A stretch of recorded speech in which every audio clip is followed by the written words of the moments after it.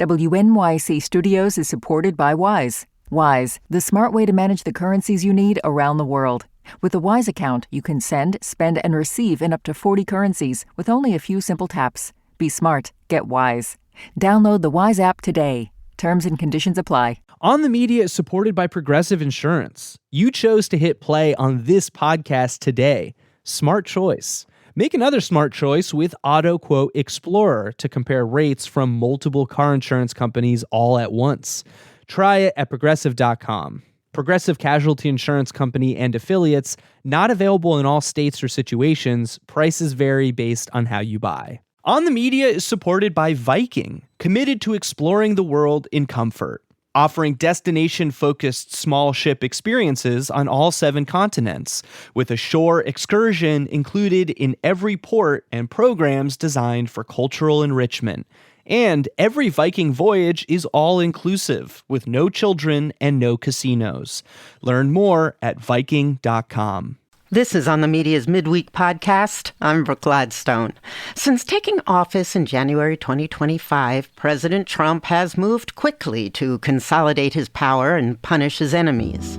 Over the weekend, President Trump continued his flurry of executive moves. He fired at least 15 inspectors general. President Donald Trump vowing to send National Guard troops to more U.S. cities. The head of the Federal Communications Commission has warned that some broadcasters risk losing their licenses over their news coverage of the Iran war. Breaking news with former FBI Director James Comey. He has been indicted by a federal grand jury in North Carolina. This is over this controversial Instagram post from last year. Democrats are worried that the president might try to influence voter turnout in the midterms by doing things like sending in the National Guard or ICE agents to poll sites. When you think of it, we shouldn't even have an election. That's what he told Reuters. Sometimes it's hard to find the words to describe exactly what's going on, since so many of Trump's moves are unprecedented in our democracy. The frequent, frantic declamations of authoritarianism, unbridled corruption, and would-be king don't quite capture it. It's happening so fast we haven't had time to coin the words with the specificity required to describe how the wheels are turning. That's why Maria Kuznetsova and Dan Storyev decided to write a glossary of sorts. It's called How to Survive Authoritarianism, a Russian Phrasebook for Everyday Life in America, and it'll be out in the fall.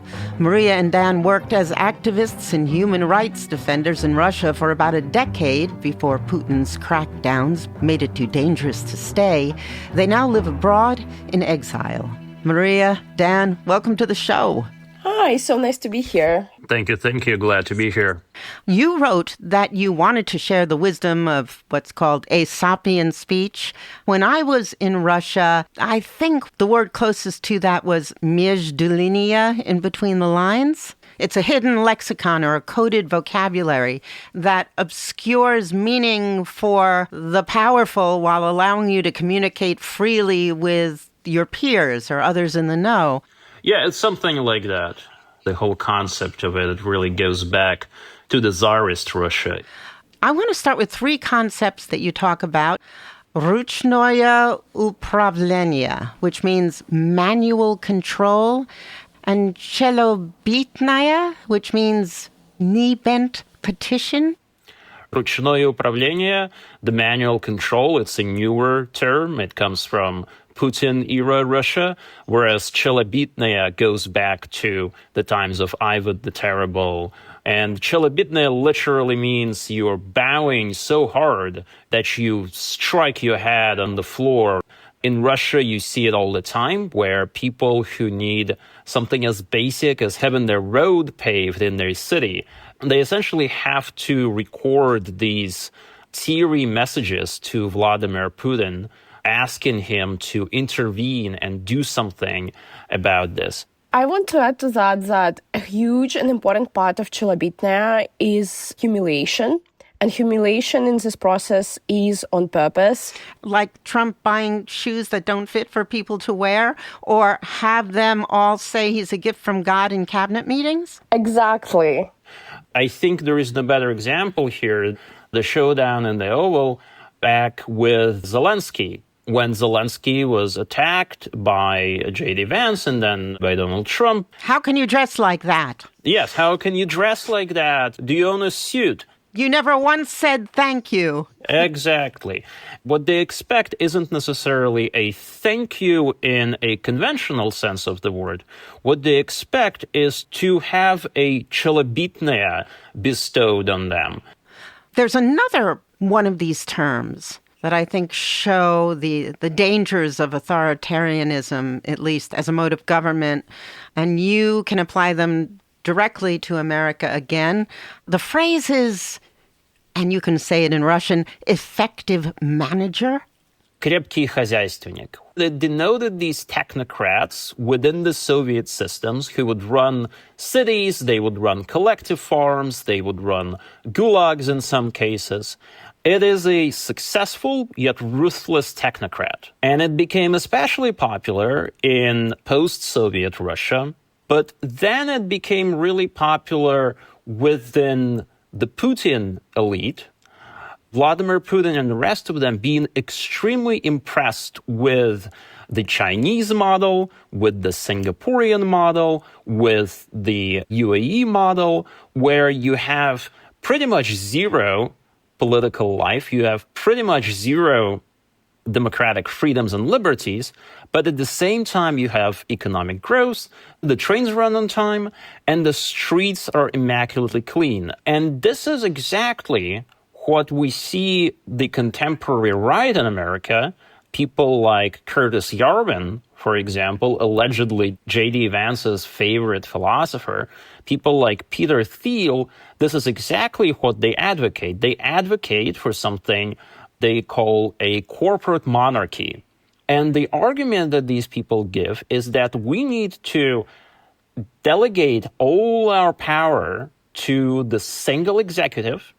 This concentration will make sure that the trains run on time, the streets are clean, you can walk alone at night, and so on and so forth.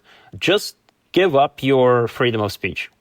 Right. But why the hell then would they be throwing their support behind a clear incompetent, where the economy is in free fall, the streets are not clean, there is civil unrest, and the whole thing?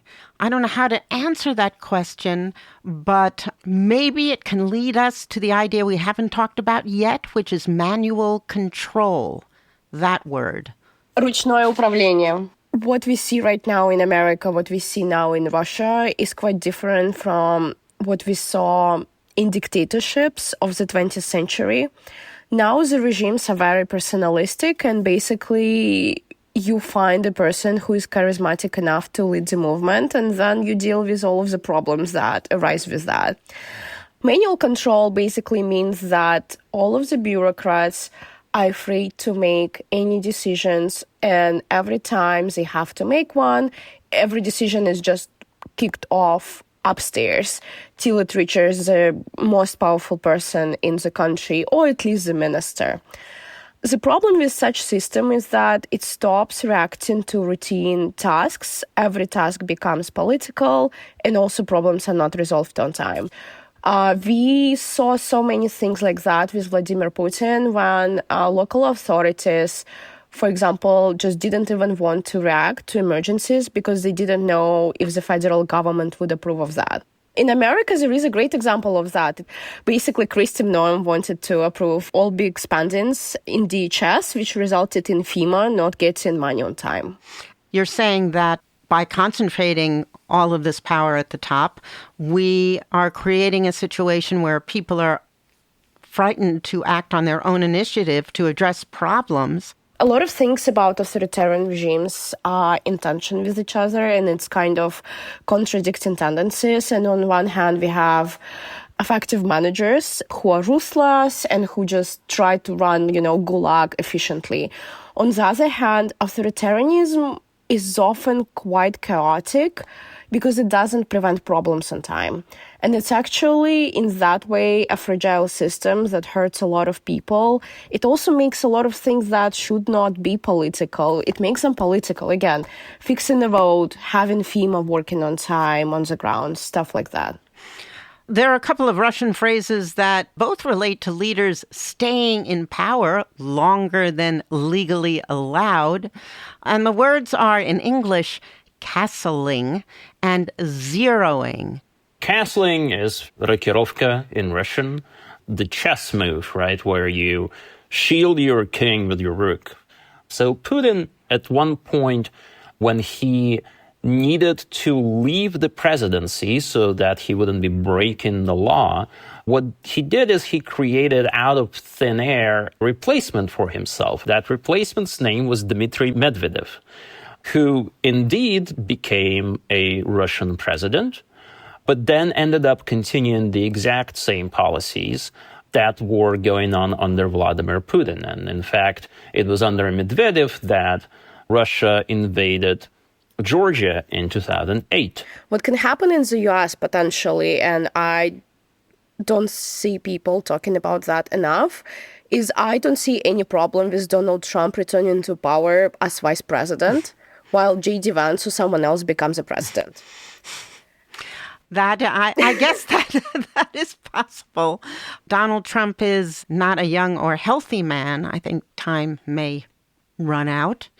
We have seen, though, precisely something you've pointed out, that a lot of people in the 21st century, or a lot of nations, China, Venezuela, they just changed the constitution to allow them to stay forever. And this is what zeroing is. Zeroing, or обнуление, it's just basically canceling your term limits. What happened in Putin's case is that he Masha, maybe you could explain it better than I can. Yeah, right. So the thing that Putin ran into, and a lot of leaders do, is that it's really hard to change constitution. It's not only American case where constitution is very rigid, but even in countries where processes are easier to make amendments, often the presidential amendments are hard to change. What Putin did basically was, officially we still have term limits in Russian constitution. Putin just proposed that because we are changing constitution substantially in 2020, and we had this pseudo-referendum that ran for 7 days all over Russia to do that, we kind of reset the terms. So basically, the exception of not having two presidential terms only applies to Putin, and it will apply again to everyone after him. Right. The clock stopped for Putin. Yeah, basically. You wrote about polytechnology, or political technologists. These are people who exist to maintain the illusion that an undemocratic system is working democratically. Some call that illiberal democracy. Can you tell me about some of the more creative ways Putin's political technologists managed to pull this off? These people treat politics as a machine, right? It's something that you can engage with technologically, cynically, and without actually believing in anything. They don't really have any values, but they know how the thing works and they know how to mess with it. That's absolutely right. The term that we use in the book is electoral activities. They are not really elections, they are electoral activities. They are a performance, and everything within this performance isn't about real policies of the candidates as much as it is about the various trickery that political technologists use.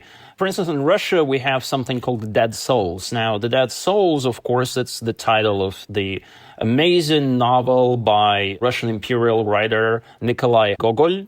It's a hilarious book. Yes.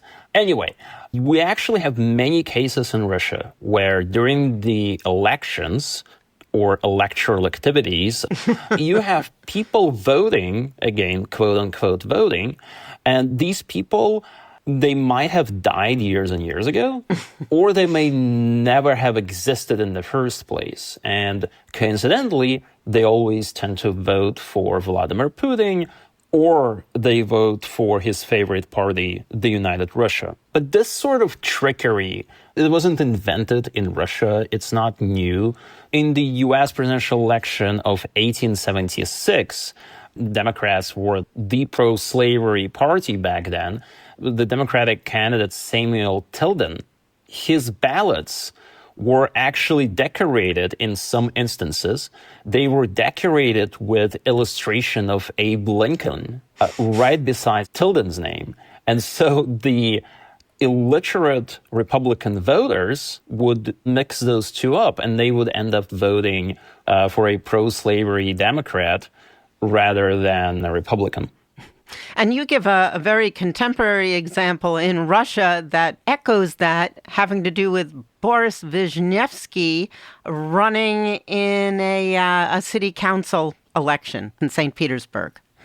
So what happened with Vizhnevsky is one day he looked at the list of candidates running against him, and lo and behold, he saw two more Vizhnevskys who were running on behalf of pro-Putin parties. And those two Vizhnevskys, one of them legally changed his name, and both of them grew out their beards so they would resemble Vizhnevsky some more. So Vladimir Putin's political technologists basically created these two doppelgangers so that they could split the vote and get poor old Vizhnevsky out of the race. That's what you call election activities. That's right. There's a Russian phrase, we've heard it here quite a lot, Svoim vsyo, chushchim zakon, which means everything for our own, for others, the law. You know, another phrase, был бы человек. Был бы человека, статья найдется. Yeah, give me the man and I'll find the crime. And all of these involve what in English is called undesirables, also a Russian term. These three terms have really uncomfortable echoes here at the moment. But one I really want you to focus on is this term inner colonization. I think it's a really cool term. Masha? Basically, authoritarians start to use law just for their own purposes while still pretending that having some law implemented is a thing of democracy.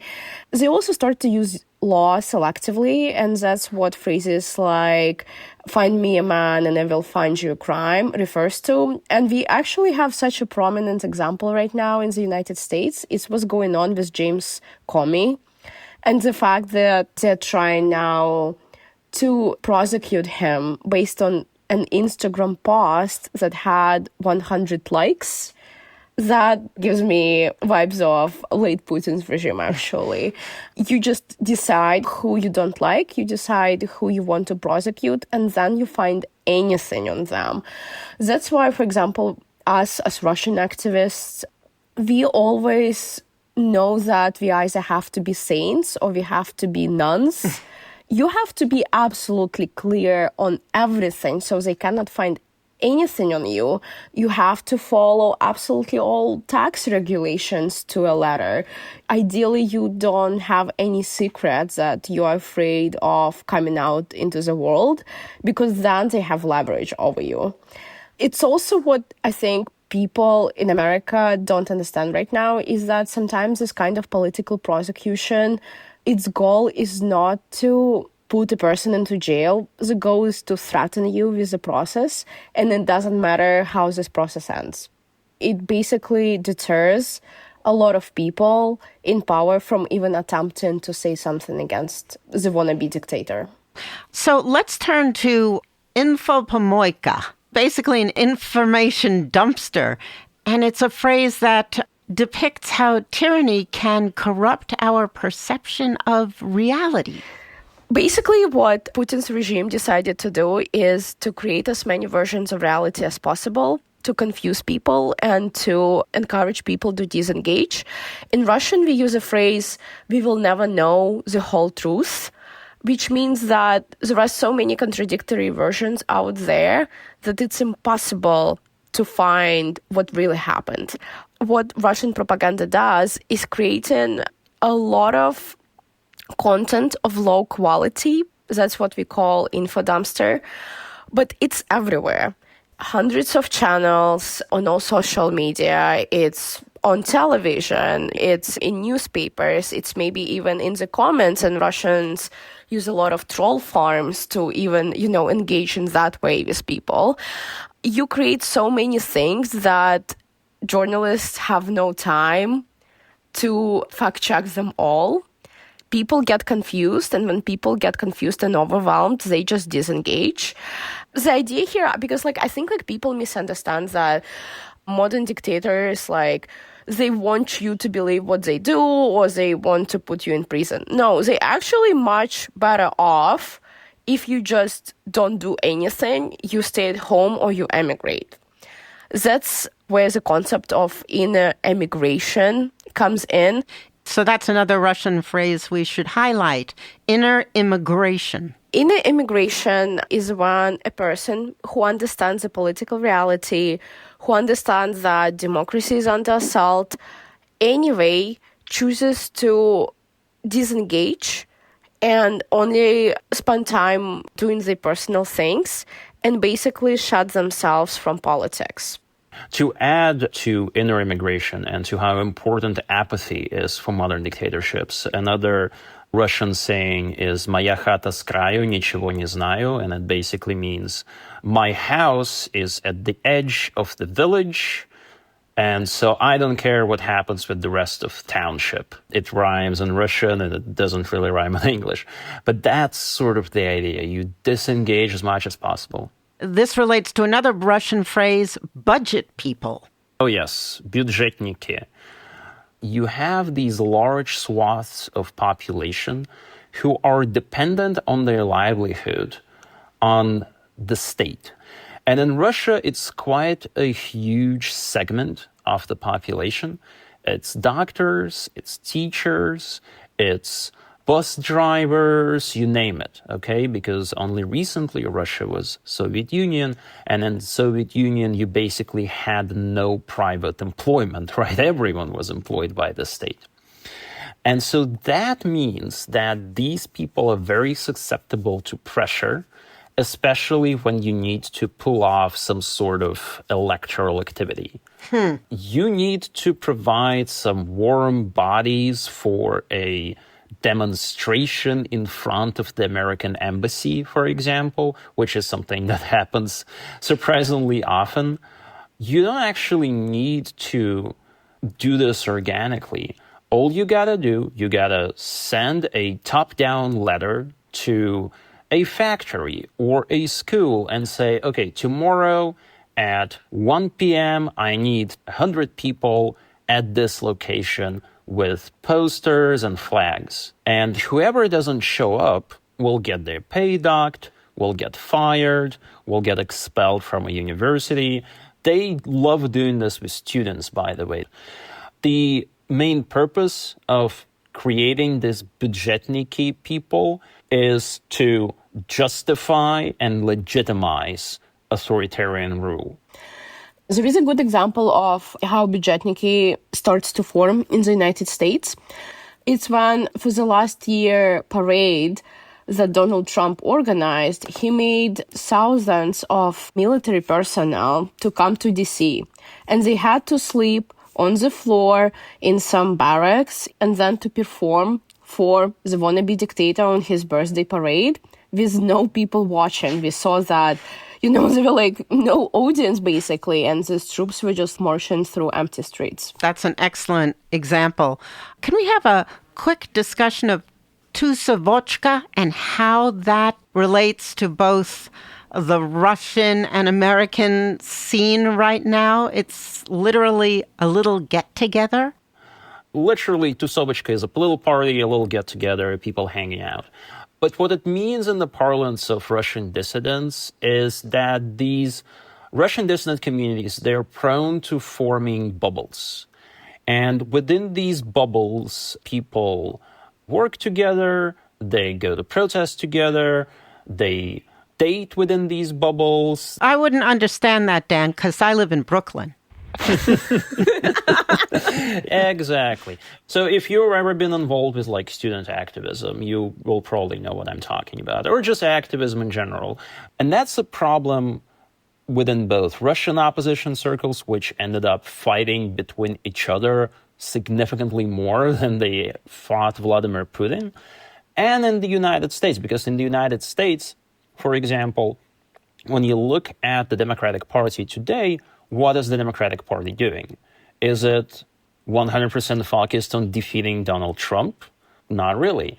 Is it 100% focused on providing an alternative and positive vision for America that every American can get behind? Not really. What is at the top of the headlines for like the past few weeks is whether or not the Democrats should share a platform with Twitch streamer Hassan Piker. Right? So you have this constant infighting that is incredibly detrimental to the overarching cause. Right. You've said that one of the key principles of this book is that language matters. What was your intention in assembling this phrasebook of Russian words? Okay, so I moved to the United States a couple of years ago, and when Trump came back to power, I started to see a lot of similarities with what I knew from Russia. And the problem was that I saw a lot of my friends, and I went to Harvard at that time, not being able to understand what was going on and not being able to see that some of the things that were happening were actually authoritarian. And again, not even being able to name what was going on, because that's the first step toward trying to work and resolve the problem. So I posted something on the Instagram to the effect of, oh, hey, do you know how these phrases can be translated or how we can explain them? Because I feel like people around me don't understand what's going on. I also started to have my American friends directly ask me for advice and how to live in such circumstances. I was talking to one of my friends who was at the Democratic Party, and he was asking me for advice, and he asked me, so do we need to call ourselves dissidents now? And I felt like it's such a profound mind shift. And very early on, even before Trump officially took office, but after he won elections, people started to understand that the dynamics has changed. But they lacked a language that they could apply to the consequences and the techniques of the people who oppose democracy? That's the thing. You know how in several indigenous northern languages like Siberian Yupik, for example, you have dozens of definitions for what snow is. The kind of snow, the snow with ice, falling snow, the snow lying down, etc. It's just because these people live around and within, I guess, the snow. Similarly to how Russia had existed for so long, for literal centuries, under the boot of authoritarian regimes. And that means that Russians have developed this special language which allows us to talk about authoritarian developments, which allows us to categorize them, and which also allows us to talk about them in the open without actually being thrown in jail. That's a very important component of this. And so I remember watching in 2025 the detention of Rümeysa Öztürk, who was a PhD student at Tufts University, and she was detained effectively for her pro-Palestinian stance. She was kidnapped by masked, plainclothed agents out in the open, just snatched up and dragged away. When you grow up in Russia, these kind of images, they immediately resonate with you, just instantly. And we have the exact vocabulary to describe these plainclothed officers, right? We call them siloviki or eshniki. But in English, you gotta say plainclothed officers, right? You have to say this whole construction of terms.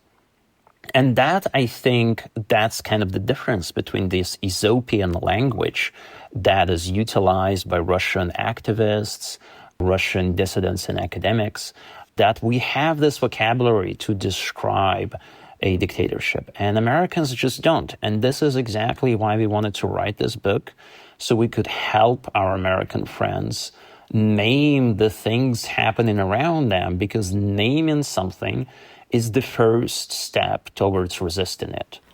Well, thank you both very much. Thank you. Thanks for having us on. Maria Kuznetsova and Dan Storyev are authors of the upcoming book, How to Survive Authoritarianism, a Russian's phrasebook for everyday life in America. It comes out on September 29th. You can get the book anywhere the books are sold. Thanks for listening to this week's Midweek Podcast. Make sure to catch the big show out before dinner time on Friday. I'm Brooke Gladstone.